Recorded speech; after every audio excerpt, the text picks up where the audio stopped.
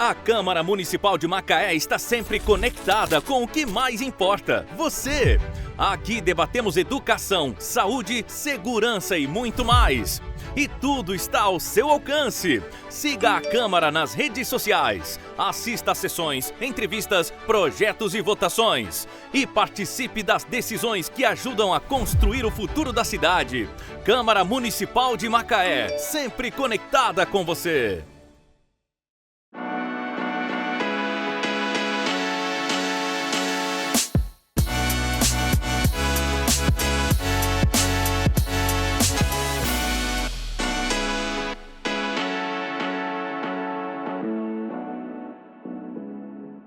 Olá, sejam bem-vindos ao Pô de Povo, programa que conversa com a população macaense. Hoje eu vou trazer um especialista aqui que vai contar tudo pra gente sobre um assunto que não é novidade, mas que pouca gente conhece.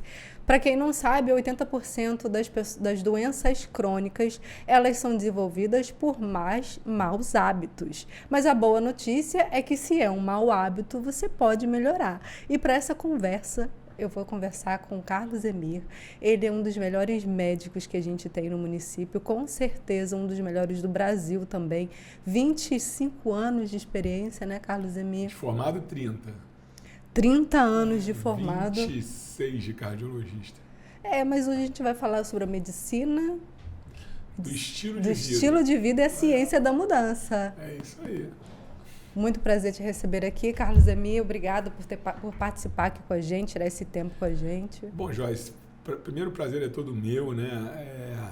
A gente se conheceu numa época, né, difícil para você com e tal, lá no Trapiche, sua mãe numa situação mais complicada. E aí, graças a Deus, naquela época a gente teve, né, como estar aí juntos e tal, e ter melhorado um pouco aquele quadro na época. Mas, por exemplo, o modelo de doença dela, né, é um desses modelos de doença que a gente crônicas. Considera que a medicina do estilo de vida pode, em especial, como prevenção, mudar completamente a história natural dela, né?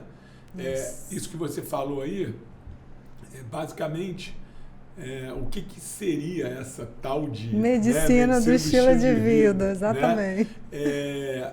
Bom, primeiro é muito importante falar que a medicina do estilo de vida, ela não é uma especialidade médica, né? Especialidade médica é o que é reconhecido, né, pelo CFM, e que o médico tem umas letrinhas chamadas RQE. Eu falo muito que é muito importante que as pessoas procurem, quando está lá no Instagram, quando está não sei o quê, quando está vendo o médico falar, né, sobre várias e várias coisas, né? Buscar esse RQE. Está falando que é endocrinologista? Então, cadê o RQE de endocrinologista? Está falando que é nutrólogo, que é o que, né, mais tem gente aí falando que tem que ter o registro da Sociedade Brasileira de Nutrologia, o seu RQE.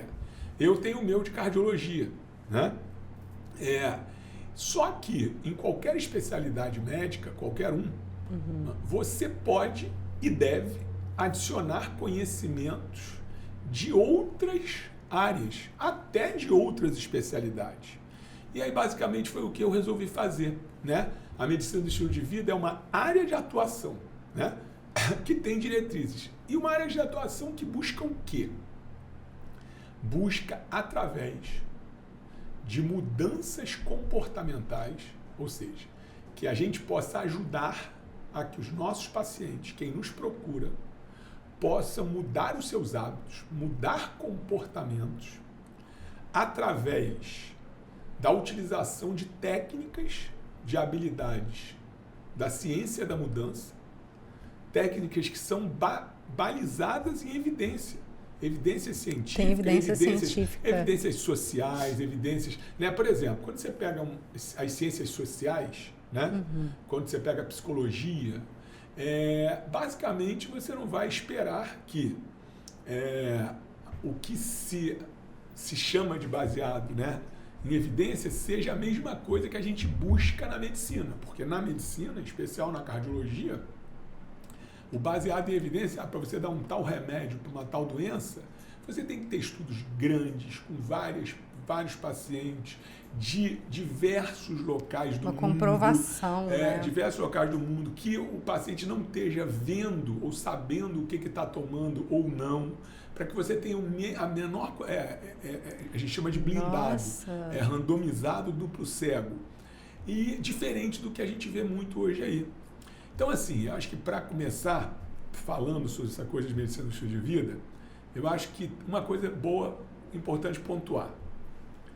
Medicina do estilo de vida é para buscarmos prevenir, controlar ou tratar, buscando a remissão, do que a gente chama de doenças crônicas não transmissíveis, que basicamente são as que mais matam no mundo. Doenças cardiovasculares. Quantos porcentos hoje de pessoas morrem com doenças cardiovasculares? Então, só no Brasil a gente morre em torno de 300, ainda perde 300 mil pessoas por ano de infarto. 300 mil? E AVC. Assim, morte, não é, né? Tal. A gente tem aí uma prevalência, talvez, assim, a gente tem uma prevalência de hipertensão arterial na população brasileira de 20% a 25% da população, né? De diabetes mellitus, em torno de 10% da população. E só vai aumentando. Obesidade, que é outra doença crônica não transmissível, é uma epidemia, né? Na verdade, basicamente uma pandemia, mas no Brasil, nos últimos 20 anos, dobrou a quantidade de obesos. Dobrou. A obesidade pediátrica hoje é uma loucura, né? Eu acho que até aproveitar aqui, parabenizar a Prefeitura, a Secretaria de Saúde, o prefeito, porque amanhã, se eu não me engano, vai estar sendo inaugurada a clínica de obesidade. Né? Essa semana. Se eu não me engano, amanhã. Quer dizer, isso é um avanço. A gente fica feliz. Né? Eu que trabalho com obesidade, que sou obeso, eu estou magro. Né? Isso a gente vai conversar assim? Não, é assim não, é totalmente assim. Eu tenho 18 anos de controle da minha obesidade, né? Só que aí que tá, ativamente controlando. O que seria então uma pessoa obesa? Então, todo paciente obeso é um paciente que, em algum momento da sua vida, atingiu um IMC acima de 30, né, de obesidade grau 1, e acima de 35 de obesidade grau 2, ou de obesidade grau 3, que é a obesidade mórbida. Acima de a obesidade é o que caracteriza o aumento do excesso de gordura no organismo, em especial, e aí que está. Uma coisa é a obesidade periférica, que ela, na verdade, diferente da obesidade visceral, que é a obesidade abdominal, ela não é, ou aquelas células, né, uma vai aumentando do lado da outra, porém tem mais espaço. No abdômen, o que acontece é que os adipócitos, eles vão hipertrofiando, vão ganhando, né? Eles vão ficando gordos. E um fica do lado do outro e passa a isquemiar aquele tecido, ou seja, a nutrição vascular daquilo passa a ser comprometida. Quando isto acontece, você começa a produzir... você começa a produzir substâncias tóxicas e vários mediadores inflamatórios que levam a uma coisa que a gente chama de inflamação de baixo grau. Ou seja, é como se basicamente a gente o tempo inteiro estivesse levando o churrasco quando está com aquele... gordura? Não.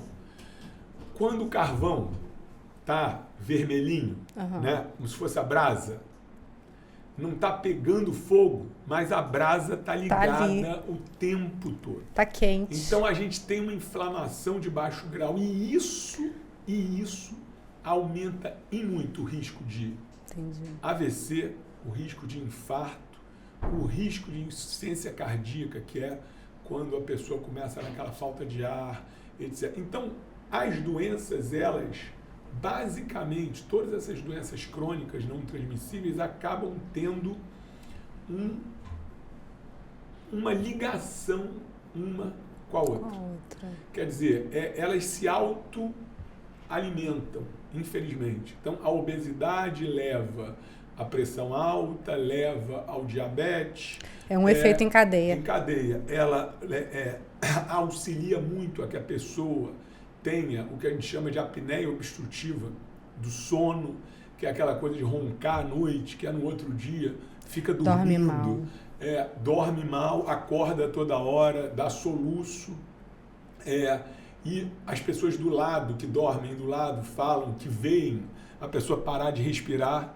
Nossa. Tudo isso e todas essas doenças, elas pioram demais o metabolismo. Então, o que acontece? Infelizmente, pelo modelo médico, né, ocidental em especial, e claro, o modelo de vida, do estilo de vida ocidental, nós passamos a ter um aumento muito grande dessas doenças e um controle muito ruim. Por exemplo, a medicina ela passou a ficar muito dividida, né? Quer dizer, ou seja, a pessoa precisa ir num cardiologista, num urologista, num ginecologista. Vai tratar assim, isso, vai ali. O colega com pouco tempo para poder se dedicar ao paciente, por quê? Porque a pressão do modelo de atendimento de convênio em especial é mais rápido, tem que ser algo mais dinâmico. É um modelo que fez com que os médicos criassem um modelo setorizado. É tipo um procedimento padrão? Olha, obviamente que não deveria ser, mas infelizmente como se fosse. Cria-se um modelo para... Aí o que acontece? Aí é óbvio que é muito mais eficaz você dar um remédio para a pessoa, para poder baixar a pressão, porque aquilo ali vai resolver, só que você não está realmente auxiliando a que a pessoa mude e se mantenha, né, com a pressão tanto controlada, quanto às vezes, mesmo sem precisar de remédio, ela pode manter a pressão controlada. Qual é o grande problema que eu vejo? Eu já estou há mais de um ano trabalhando com medicina do estilo de vida, claro que eu sei muito pouco ainda. Ano passado eu fiz 1 ano de formação, esse ano eu vou fazer mais de 1 ano de formação. Ela existe desde quando, a medicina do estilo de vida? Então, como essa área de atuação, basicamente 40 anos apenas. Ela foi lançada nos Estados Unidos em 1900, não. A gente está em 2020, 2016. É isso, foi 1990 mais ou menos, né? Um médico americano e então é algo muito muita observação, novo, né? Mas é algo muito novo ainda, é novo, né? Só que o que acontece? Como de repente as pessoas em si, né, isso é muito legal, você começou a ver muito mais gente querer se tratar, sei lá, querer se preocupar com a saúde e tal. Isso trouxe um boom de vários modelos, né, de saúde ou de acompanhamento da saúde, e que, entre aspas, querem confundir um com o outro. Por exemplo, a gente ouve muito, né? Todo mundo ouve, né? E não estou aqui fazendo julgamento de valor de uma coisa ou outra. Mas todo mundo ouve aí uma coisa chamada medicina integrativa. Ponto. Né? Também tenho dúvida a respeito disso. Então, aí tem muita gente que me pergunta: poxa, medicina no estilo de vida tem a ver com medicina integrativa? Não sei o que. Então, medicina no estilo de vida é uma coisa, integrativa é outra. que acontece, gente? Saúde tem que ser integral. Ponto. Saúde tem que ser integral. Ou seja, você tem que pensar no controle da mente, do corpo e do espírito. Né? Então, você falou uma coisa que me deu um gancho. Tem pilares para a medicina do estilo de vida. Isso a gente vai falar. Vamos falar. Exatamente. Beleza. Então, a princípio, toda medicina, toda boa medicina tem que buscar ser integrativa. O problema é que pegaram esse gancho, essa palavra espetacular, linda, e, para mim, no meu julgamento, distorceram completamente. Por quê? Porque passaram a usar esta palavra para balizar determinados tratamentos que não tem nenhuma comprovação científica. Nenhum. Por exemplo, pegaram e começaram a falar que o nível, vou dar um exemplo, de vitamina D, que é o normal que está lá acima de 30, no máximo lá 40, 45, ele precisa ser de 80 ou 70. Ah, por quê? Como é que você sabe disso? Não interessa. Tem lá um estudinho que foi feito em rato, outro estudo que não sei o quê, o outro que tinham 30 pessoas, 40 pessoas e ponto. Né? Aí outro veio lá e começou a falar que, olha, não, LDL, colesterol, que é o colesterol ruim, não pode ser tão baixo, porque você precisa dele para o funcionamento celular e tal. Então, está errado os médicos que ficam dando muita estatina, que é a principal... Para controlar o colesterol. Para controlar o colesterol. Há 30 anos, 20 anos... E isso sem estudo sistematizado. Zero. Falado por quê? Porque, teoricamente, bioquimicamente, fisiologicamente, do ponto de vista bioquímico, teria lá uma reação de enzima tal, que explicaria isso. E ponto. E isso é nível rato. E isso é nível camundongo. Entendeu? Não existem... Não foi feito estudos em humanos. Os estudos em humanos foram feitos com 100 mil pessoas, 80. Acabou de sair um agora na New England, ontem. Mais uma vez, vindo do Congresso Americano de Cardiologia, o American College, que está acabando hoje em New Orleans, que provou mais uma vez coisa que não tinha mais necessidade. Que a gente ter o LDL baixo. E quanto mais cedo na nossa vida, melhor. Então, se a gente precisa, mesmo sem ter doença, sem você ter doença coronária, então, aí que está. Se você andar direitinho nos pilares do estilo de vida, ou pelo menos passar com nota 7 a partir dos 40 anos, muito provavelmente você vai ter o LDL baixo e o HDL alto sem depender de estatina. Ponto. Você vai ter a testosterona na lua alta sem depender de ter que usar a testosterona direto, que é algo também que não tem validação científica, muito pelo contrário. Aumenta o risco cardiovascular, tanto em homens quanto mulheres, de 3 a 4 vezes você ter um nível suprafisiológico de testosterona. Para a mulher, qualquer nível é suprafisiológico, porque não existe essa história de testosterona baixa na mulher antes da menopausa. Eu ia perguntar isso agora sobre a menopausa. Então, bom, então vamos falar dos pilares? O que você acha? Já que você falou. Acho perfeito. Podemos falar? Vai lá.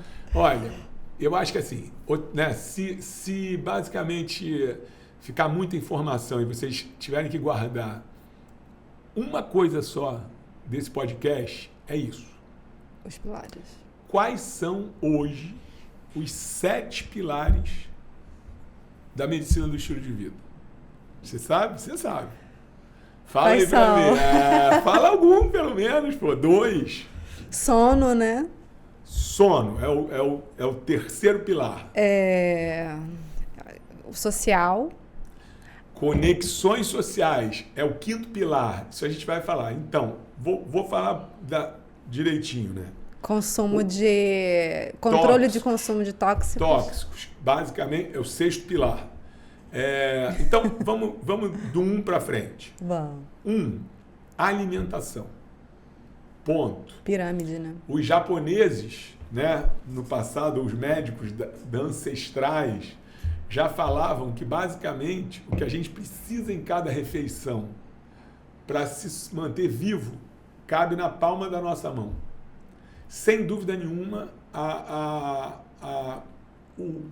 alimentação ocidental foi um dos grandes malefícios e que contribui imensamente para isso que a gente vive hoje. E isso tem razão de ser. Por quê? Tem um viés econômico de indústrias trilionárias, não é nem bilionárias, né? Nestlé, Parmalat, assim, só para vocês terem uma ideia, gente, todo chocolate que vocês comem é uma comida ultraprocessada, ou seja, não é comida, é invenção de laboratório. Todo por quê? Porque eu vou te falar assim, vai em qualquer lugar, no supermercado e tal, tudo que está ali, um lugar ou outro de uma comida, né, muito diferente e tal, aqui não vai. Existe hoje na indústria muita coisa que a gente acha que é legal, tá lá, sem glúten, ou sem isso, sem aquilo, e na verdade é comida ultraprocessada. O que é ultraprocessada? É que pegaram assim o farelo, a coisa mais assim barata daquilo que podia ser alimento e juntaram com uma porção de aditivo, de químicas, etc. E aí um baconzito, sei lá, né, um Cheetos custa, eu não como nada disso, mas assim, sei lá, vou chutar R$5, não sei, deve ser mais caro, não sei. Então, vou chutar. Também. Um negócio desse custa R$5 e uma comida realmente nutritiva custa 20. Mas isso é um problema social muito grande também que a gente vive. Sim, claro. Então, por isso eu estou falando, eu não estou botando culpa em ninguém. Eu estou falando o problema social grave que nós vivemos, né? Ainda mais num país pobre, que nem o nosso, ou da maior parte da população que tem, né? Não tem a quantidade de dinheiro que eu tenho para poder comer bem. Vamos ser sinceros. Infelizmente, né? Infelizmente. Então, alimentação. Na alimentação, assim, o ideal, né? Assim, o sonho seria que a gente tivesse uma alimentação com menor quantidade de carne vermelha, né? Na verdade, a dieta mediterrânea... Menor quantidade de carne vermelha. O que acontece?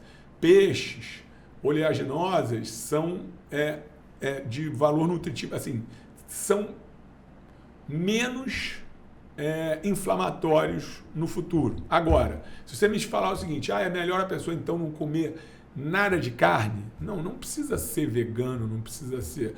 A pessoa pode, se ela conseguir, ao invés de comer carne vermelha todo dia, se ela puder, né, comer aí 2 vezes por semana, isso é bom. Uhum. Pra você ter uma ideia, na dieta mediterrânea, que é considerada a dieta mais anti-inflamatória do mundo, né, eles comem proteína animal só 2 vezes por semana. Então, assim, não é nem só não comem carne, praticamente não comem carne, peixe e... Então, eles comem muita proteína de soja, grão de bico, né? Nossa, é muito raiz, é muito aquilo que eu falei com você. Sim, né? Eles comem pão, mas só o pão fermentado, é o pão que eles fazem normalmente, né? Se juntam em casa e tal, tem muito dessa coisa também. Tem muita salada, tomate, azeite, né? Azeite que e tem muita gordura boa, que são as castanhas. Então, castanha, nozes, esse tipo de coisas tem muito a ver com a dieta no Mediterrâneo.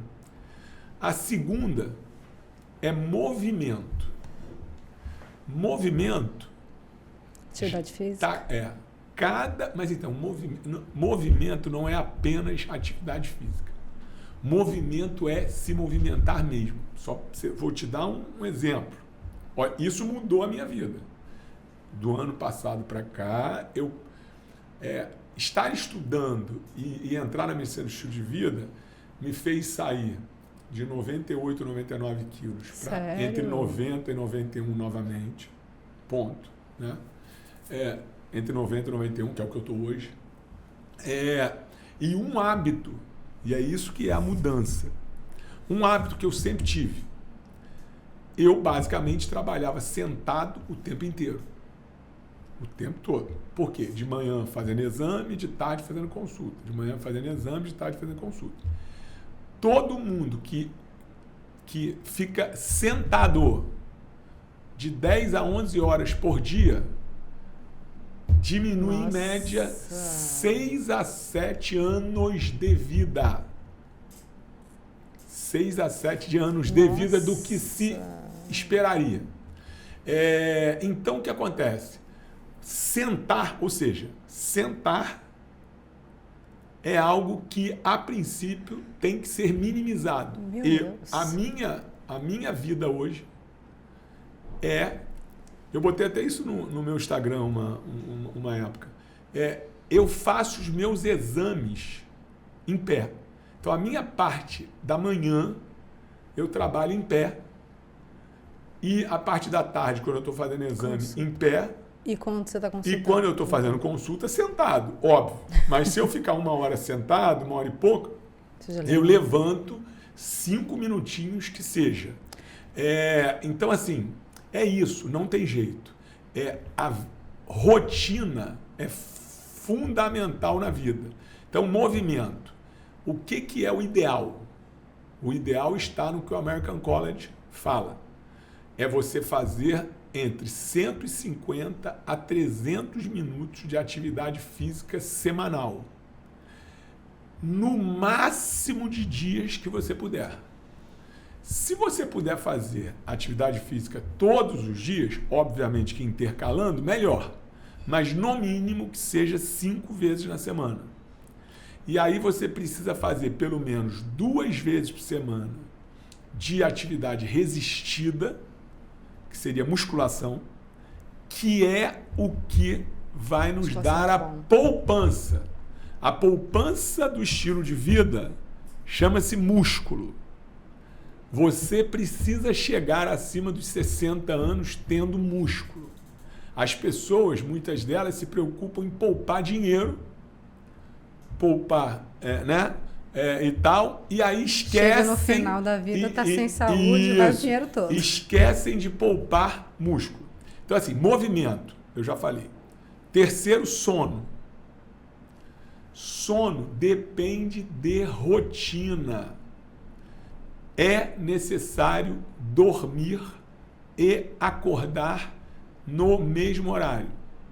Dormir de 7 a 9 horas por noite.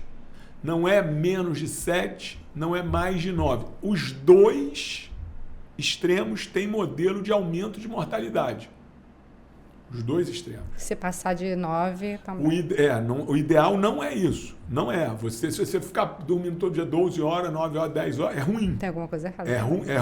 Exatamente. É ruim.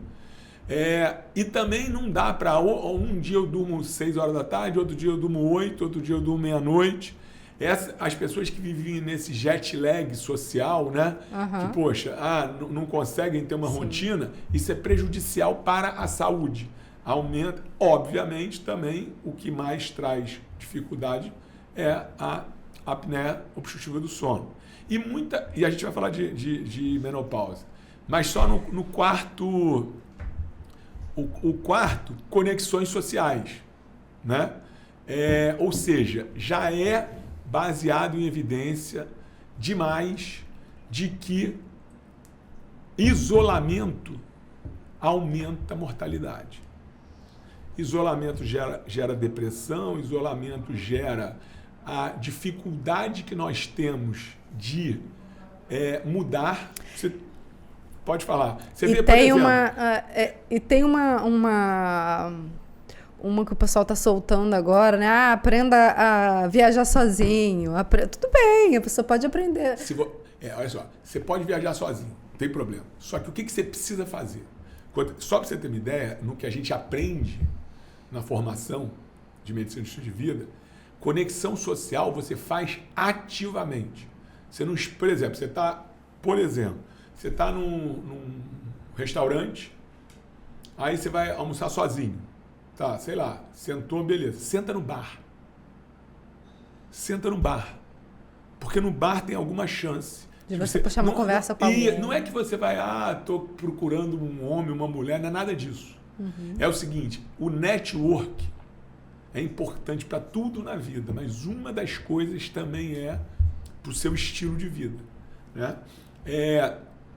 O quinto é um dos mais complicados, no meu entender. Um dos mais importantes e bem complicado da gente, chama-se gerenciamento do estresse. Não é não ter estresse, verdade. É impossível, né? Eu sou médico, cardiologista, empresário, já fui, é uma honra para mim também estar aqui, vereador, né? Porque eu já fui vereador e estar aqui no podcast da Câmara, né? Seu pai prefeito. Meu pai já foi prefeito. Então, assim, sua mãe também.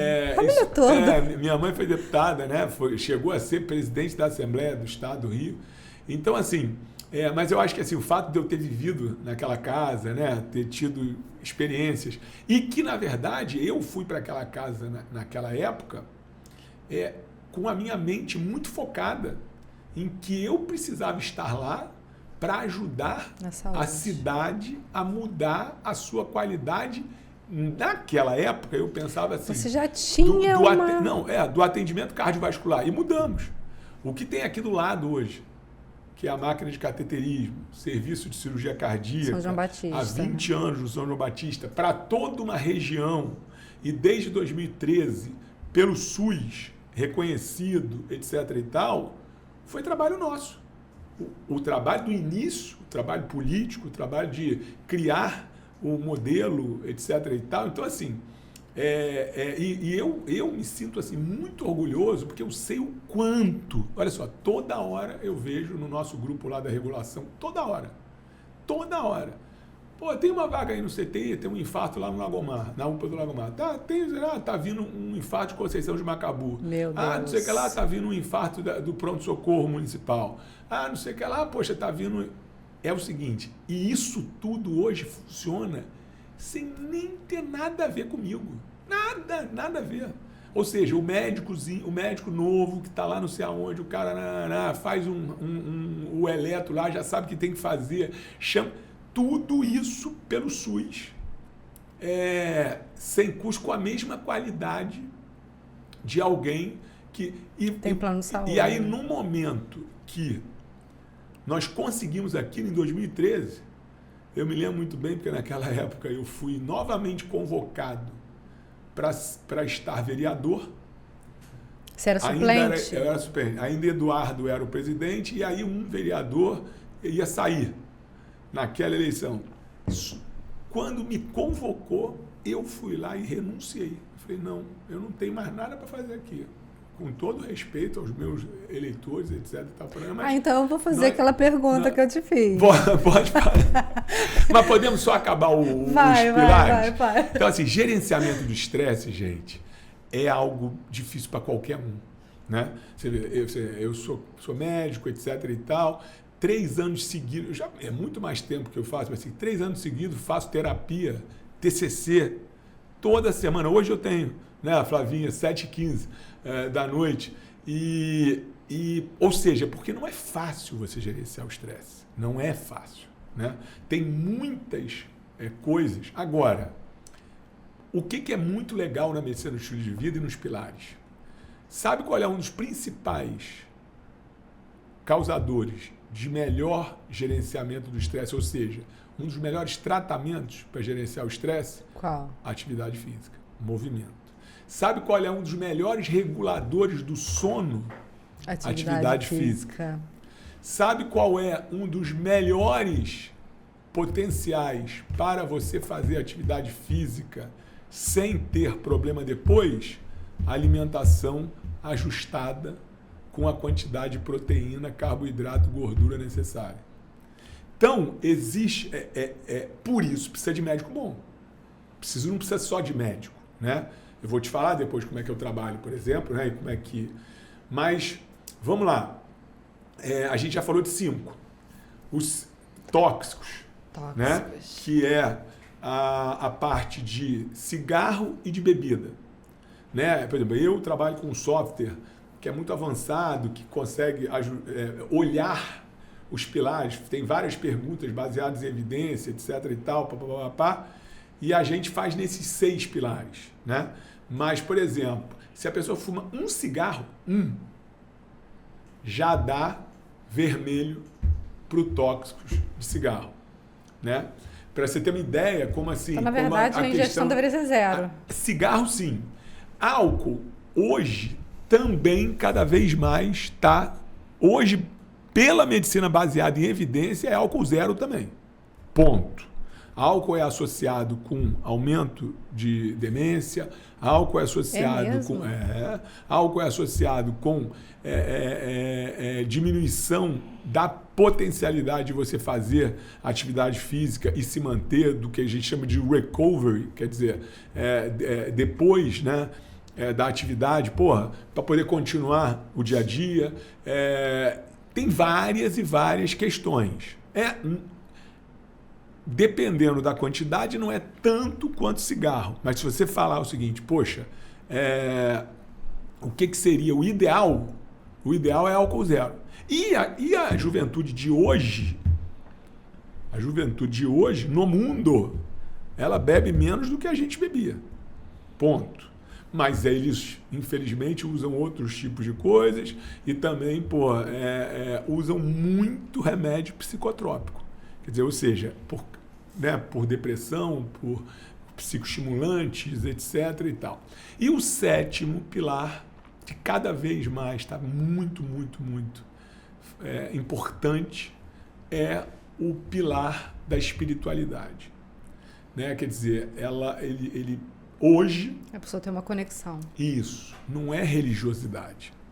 É você saber e acreditar e aquilo fazer diferença para você, que tem alguma coisa a mais, que tem alguma coisa mais forte. Assim, eu tenho que respeitar as pessoas, eu não consigo entender muito essa coisa de alguém ateu, tá óbvio que sou laico, mas você não precisa fazer nada, precisa sair daqui e ir de ônibus, de carro, qualquer coisa, daqui até o Sana.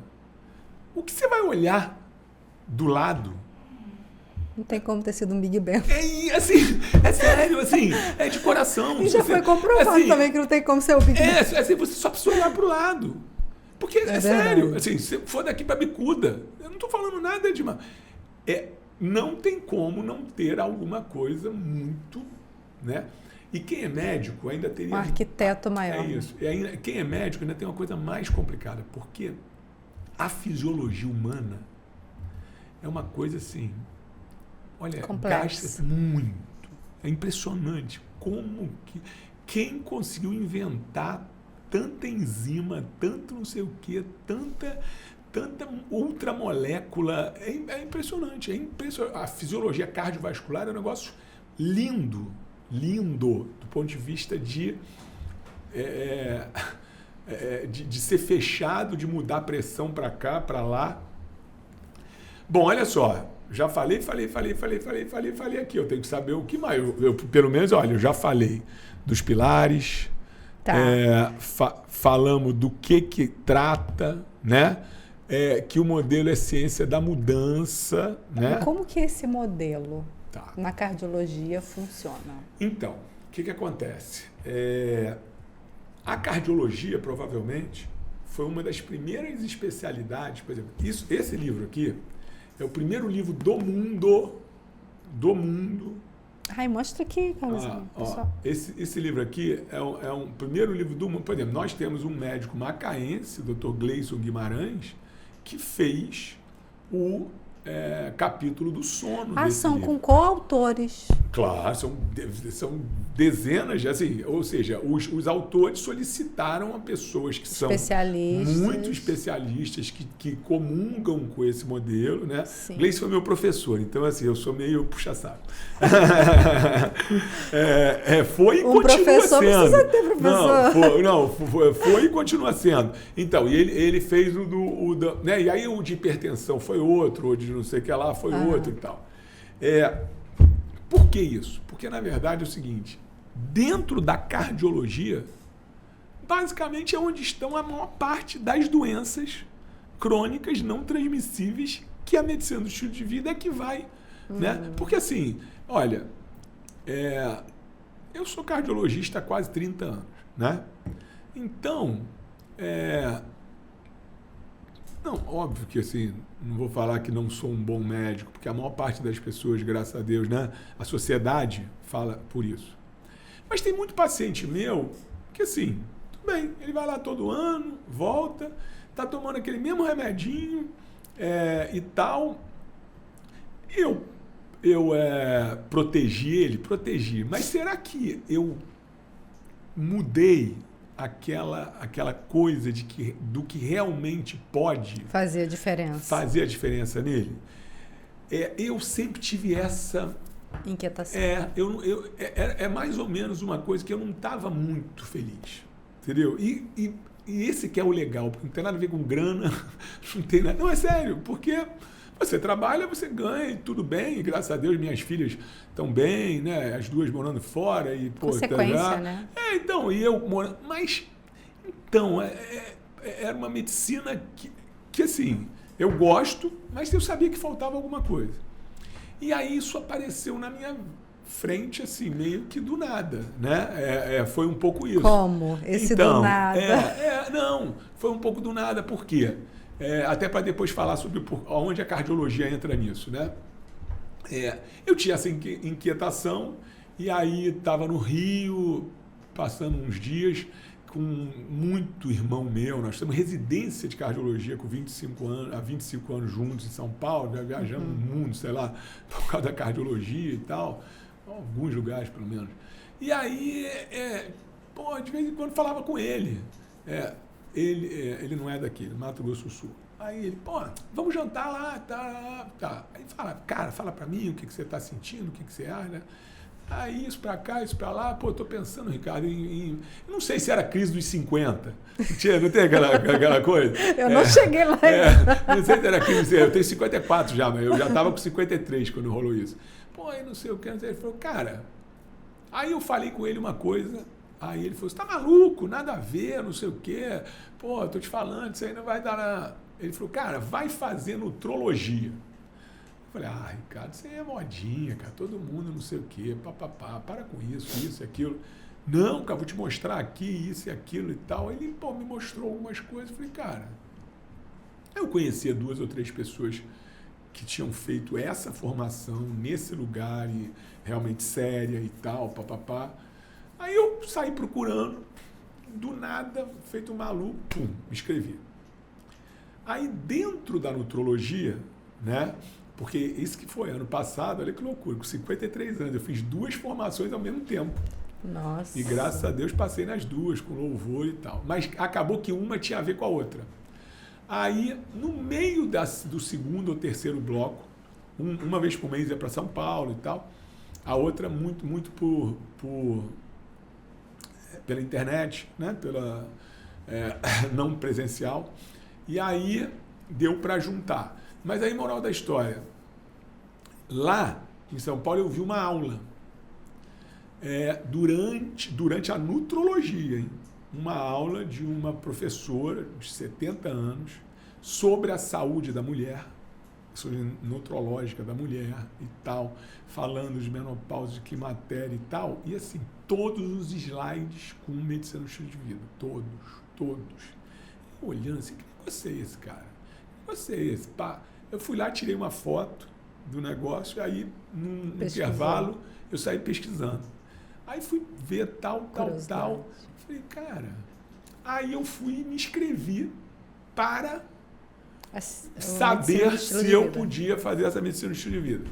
Aí a primeira coisa que me chamou a atenção, e eu gostei muito, foi que só médicos com RQE, só especialistas realmente podem se inscrever para tentar fazer a formação de medicina do estilo de vida. Ou seja, os caras escolheram uma coisa que fez com que o sarrafo ficasse mais alto, respeitando todo mundo, mas o sarrafo é alto. Todo consciência... todo mundo que tem um RQE sabe que não é simples arrumar um RQE. Ponto. E aí, hoje, eu faço parte de um grupo no Brasil de mais de 1.000 médicos, de diversas especialidades, cada um, professores de diversas universidades públicas no Brasil, o cara com doutorado, um com doutorado em psiquiatria, o outro ginecologista, sei lá, outra dona de clínica. Olha só, toda essa galera tinha a mesma inquietação. Não quer dizer que não tinham dado certo nas suas... muito pelo contrário. Cara, se você pegar, tem gente lá com 200 mil entender que o ser humano é muito mais, né? É mais, e você próprio é mais. A gente não pode viver achando que beleza, acabou. Porque se você chegar nesse momento que acabou, daqui a um ano, 2 anos, acabou. Entendeu? Você tem que ter alguma coisa... por que eu vou chegar para daqui a 5 anos? Por que eu vou chegar daqui a mais 5 anos? Qual é o meu objetivo? Por que eu não posso, sei lá... Tem um porquê. Se eu ajudei que é cardiologia, por que daqui a 5 anos eu não posso ajudar que Macaé seja a capital... E pode ser uma referência. A capital da medicina do estilo de vida pública. Você já pensou se isso vai para a escola? Que legal. É isso. Então, a capital pública da medicina do estilo de vida. É isso. Assim. Carlos Emir, deixa eu te falar uma coisa. Fala, meu amor. Falta 5 minutos. Eu imagino, eu falei demais. Eu já falo muito com uma coisa que eu gosto. Mas eu vou deixar você continuar, porque eu quero saber... Vamos falar... Vamos fazer uma parte 2 desse programa? Podemos, mas eu acho que é importante nesses últimos 5 minutos falar o seguinte, 2 coisas. A gente já falou sobre essa coisa que... Olha só, medicina do estilo de vida é algo baseado em evidência. Nas diversas formações que estiverem, tanto da psicologia quanto questões da neurociência, etc. Não confunda com medicina integrativa, porque não tem nada baseado em evidência. Vou ser sincero, quando você olhar qualquer lugar que tem medicina do estilo de vida e ao mesmo tempo no mesmo lugar tem soroterapia, no mesmo lugar tem implantes hormonais, corre que é laço. Corre que está errado. Entendeu? Olha só, se no lugar falar que tem implantes hormonais, soroterapia, hormônio, beleza. Agora, querer juntar. Não, eu estou falando o seguinte, porque aí, olha só, todo mundo é adulto. Sinceramente, você acha que as pessoas que estão aí, entre aspas, ou botando um chip, ou tomando hormônio e tal, não sabem dos riscos? Sabem. Claro que sabem. Óbvio que sabem. E tem o direito. O corpo é delas, a não ser o que lá é dela, paraná, tem o direito. O profissional deve ser obrigado a informar também. Também informar e tal. Ponto. Agora, quando você mistura as coisas que não tem nenhuma relação, nenhuma relação, para meio que juntar a medicina do estilo de vida no mesmo balaio, entendeu? Para querer botar... Aí o negócio complica. Isso eu queria falar. E a segunda, no final, eu acho que é importantíssimo falar isso. O porquê que a cardiologia, né? E eu encontrei. Bom, depois que eu fiz pós-graduação de nutrologia na Abram e conheci vários modelos, né? Que puderam ser... já fiz uma primeira formação da medicina do estilo de vida e agora estou na segunda, que é a mais legal de todas. Tem aula até amanhã. Que é 1 ano inteiro só estudando a ciência da mudança. Ou seja, 1 ano inteiro apenas estudando como que as teorias podem... Então, por exemplo, você falou aí, tem rapidinho 2 só. Uma é a da autoeficácia, do Bandura, aquela que eu falei que é fazer com que a pessoa acredite que realmente ela é capaz daquilo. Se ela não tá... E como que a gente faz isso? Com doses homeopáticas. Não adianta botar alguém para correr 5 km se não está andando nem 100 metros. Não é que ela possa andar um pouquinho. Fazer o que ela consegue. Um pouquinho. Gradativamente. E que aquilo ganhe. Bom, uma das coisas. E a segunda na verdade, a teoria do modelo transteórico da mudança, do Prochaska e de Clemente, que foi aluno dele, aluno do Prochaska, era um psicólogo. E basicamente isso é uma colinha para que a gente saiba aonde o nosso paciente está numa possibilidade de mudar. E se vale a pena realmente a gente continuar, mostrar para ele determinadas coisas. Por exemplo, tem uma pessoa que está fumando direto e você conversa com ela e ela não demonstra nenhuma aptidão para mudança. E nem está afim de mudar. Não está fazendo mal para ela, na cabeça dela. Você pode tentar mostrar, verdade, não vai mudar nada. Então eu falei só de 2, tem mais de 100. O mais importante foi que eu juntei coisas da nutrologia, coisas da psicologia positiva, coisas da medicina do estilo de vida e o modelo da cardiologia de reduzir o risco cardiovascular, e criei um modelo que eu apelidei e chamei de cardiologia funcional.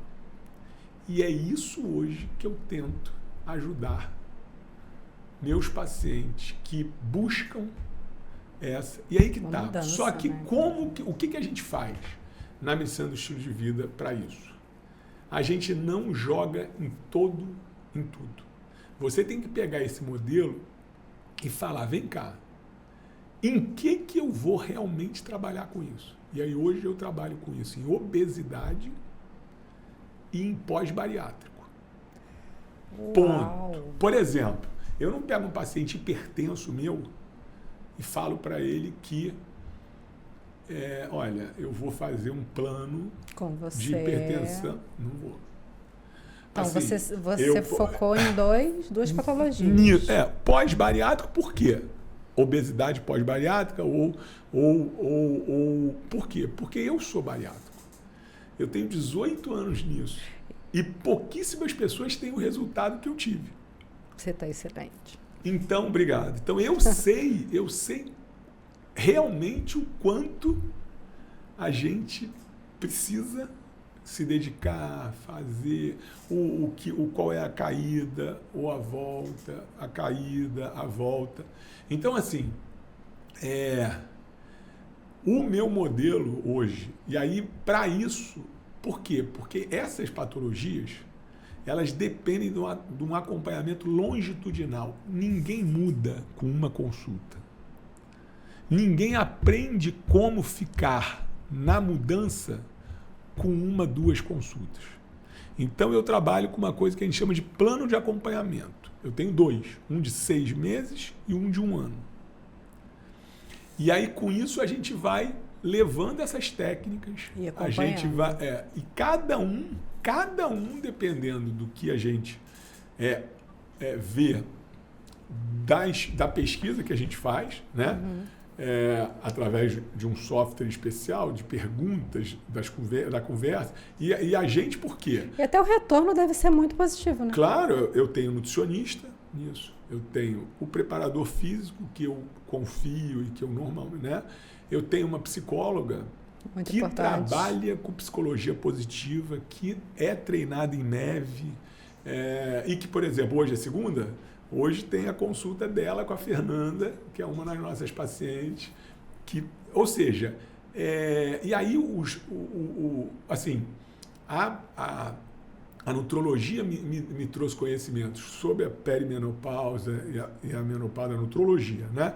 Sobre a sarcopenia, que é a perda de músculo, falei de massa já sobre óssea. a sarcopenia. Então, muito legal, no idoso, que dificulta muito o emagrecer. Porque eu consigo colocar um obeso sarcopênico dentro do meu plano. Porque eu busquei o conhecimento dentro da sarcopenia e tal. Então, assim, e aí isso eu estou muito, muito empolgado. Parece que eu tenho de novo 30 anos. É impressionante. Carlos Emil, obrigado pela sua participação. A gente vai ter que fazer um novo podcast com um monte de coisa que eu fiquei para perguntar para você. Desculpa, eu falei demais. Não tem problema, mas uma última eu vou fazer. Tá. Pretensão política. Então, querida, olha, eu acho o seguinte... Você volta para política? Então, o que eu acho? Político, eu nunca vi um político falar que se aposentou. Político se aposentou. A gente é político, né? Não é assim, não. Mesmo político partidário, eu não acredito nisso. Quer dizer, vocês veem, assim, ano passado, ano retrasado, né? Eu coloquei o meu nome à disposição, né, junto com o doutor Aloysio, como candidato a vice-prefeito, né? Não era candidato já há muito tempo, né? E aí o que acontece?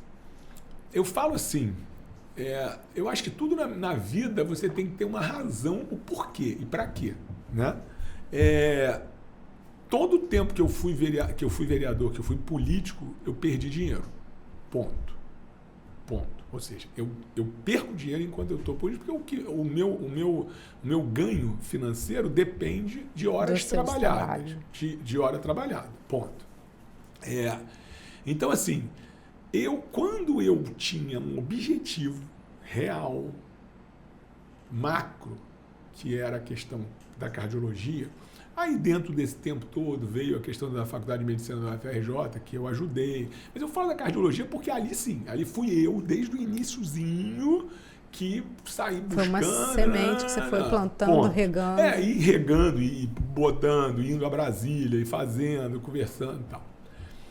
Então, no legislativo, eu nunca mais fui candidato porque eu não me vi, e até hoje não vejo realmente nada que faria uma diferença pessoal de eu estar vereador ou de apenas eu influenciar ou ter ajudado alguém e tal. E aí, com isso, eu consegui que esta pessoa possa, né, representar e trazer esses caminhos. Sinceramente, eu não vejo.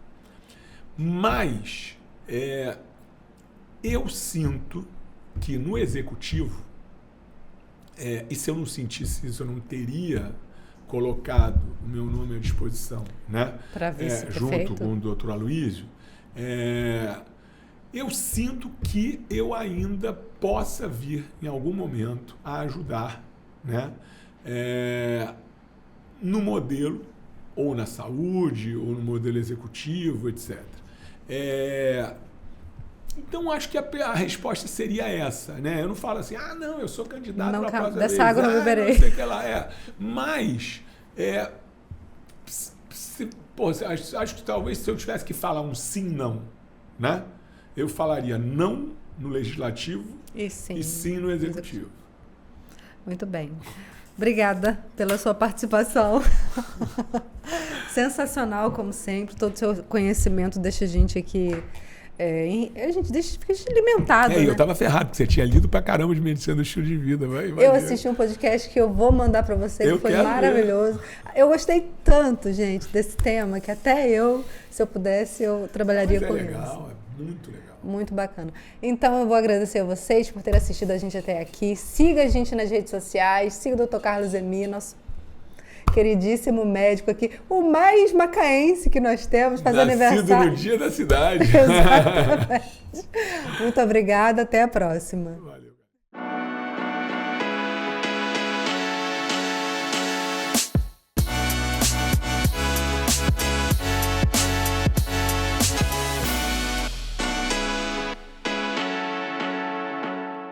A Câmara Municipal de Macaé está sempre conectada com o que mais importa, você.